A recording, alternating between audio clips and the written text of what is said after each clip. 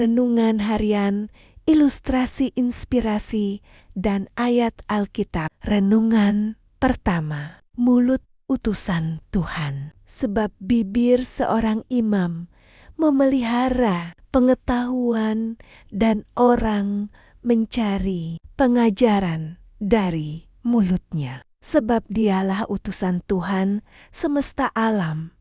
Maleakhi 2:7. Bibir memelihara pengetahuan adalah menjaga agar ucapan-ucapan yang keluar membuat orang mengerti dan mencintai. Pengetahuan itu pada sisi lain perlu diingat bahwa jangan sampai orang menista pengetahuan. Sebab bibir yang nista pada mereka yang seharusnya memelihara pengetahuan itu mencari pengajaran dari mulut imam, menandakan bahwa alamat yang benar untuk mencari pengajaran adalah kepada imam. Bandingkan dengan meminta petunjuk kepada nabi, dan imam harus mengatakan pengajaran itu dengan sesungguhnya. Imam dengan status sebagai utusan Tuhan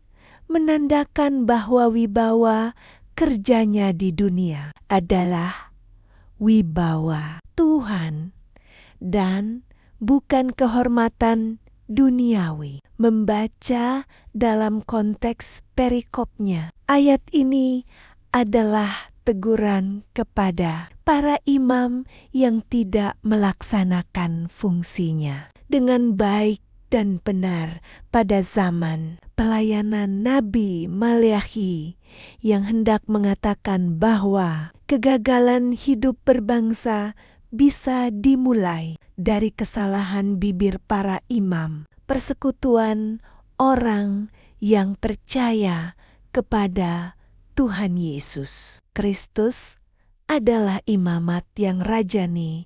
1 Petrus 2:9, sehingga hidupnya dipimpin oleh bibir yang memelihara pengetahuan dan mulut yang menyampaikan ajaran. Setiap orang adalah utusan Tuhan semesta alam untuk berbicara dengan baik, memelihara pengetahuan dengan memberi pengajaran yang benar. Beritakanlah firman. Siap sedialah baik atau tidak baik waktunya. Nyatakanlah apa yang salah. Tegurlah dan nasihatilah dengan segala kesabaran dan pengajaran. 2 Timotius 4:2. Renungan kedua, bersukacita dalam segala keadaan. Engkau memberitahukan kepadaku jalan kehidupan. Di hadapanmu ada sukacita berlimpah-limpah. Di tangan kananmu ada nikmat senantiasa. Mazmur 16:11. Kapan kita merasakan sukacita? Beraneka ragam jawaban terlontar. Ketika suamiku memberi uang belanja lebih dari biasanya. Setiap awal bulan tanggal muda, aku pasti bersukacita karena dompet lagi tebal. Aku baru akan bersukacita kalau anak-anakku sudah mapan dan berumah tangga dan sebagainya. Acap kali rasa sukacita seseorang dipengaruhi oleh situasi dan kondisi yang ada. Sebaliknya, ketika sedang dalam masalah, sakit penyakit, atau mengalami masa-masa sulit, seringkali sukacita itu sirna, bak ditelan bumi, sehingga tersenyum pun tidak dapat. Sukacita adalah suasana di dalam hati seseorang di mana ia dapat menikmati segala yang terjadi dalam kehidupannya dengan ucapan syukur. Jadi sukacita dan ucapan syukur adalah dua hal yang tak terpisahkan. Sukacita dan ucapan syukur seharusnya menjadi gaya hidup orang percaya. Mengapa? Karena adanya jaminan pemeliharaan dari Tuhan. Kita percaya bahwa Tuhan yang kita sembah di dalam nama Tuhan Yesus Kristus adalah Allah yang hidup dan Dia tidak pernah mengecewakan kita. Tuhan berfirman, "Aku sekali-kali tidak akan membiarkan engkau dan aku sekali-kali tidak akan meninggalkan engkau." Ibrani 13:5b. Tidak ada janji yang tidak ditepatinya. Hal ini diakui oleh Daud. Janjimu sangat teruji dan hambamu mencintainya.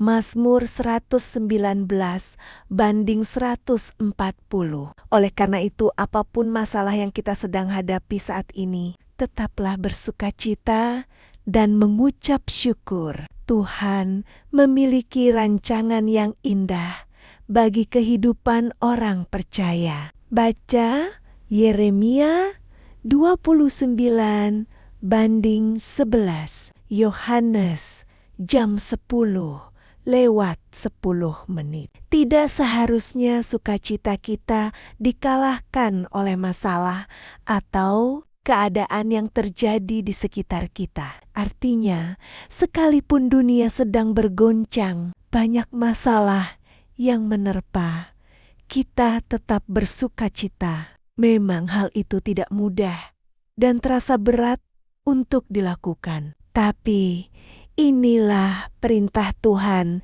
yang harus kita taati. Ketika kita bertindak dan taat melakukan perintah Tuhan ini, sukacitanya akan memenuhi hati kita.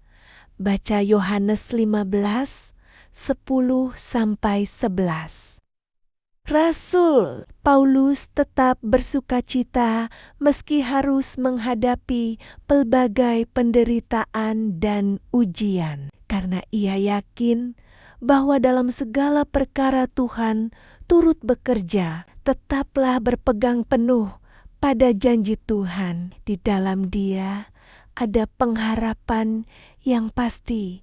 Karena itu, jalani harimu dengan sukacita. Ilustrasi, menunggu balasan chat. Sepulang dari sebuah pertemuan penting, seseorang mengirimkan pesan kelanjutan kepada rekan kerjanya terkait sebuah keputusan yang harus segera diambil. Setelah menekan tombol kirim, ia melihat status pesan tersebut sudah terkirim, namun belum dibaca. 10 menit berlalu.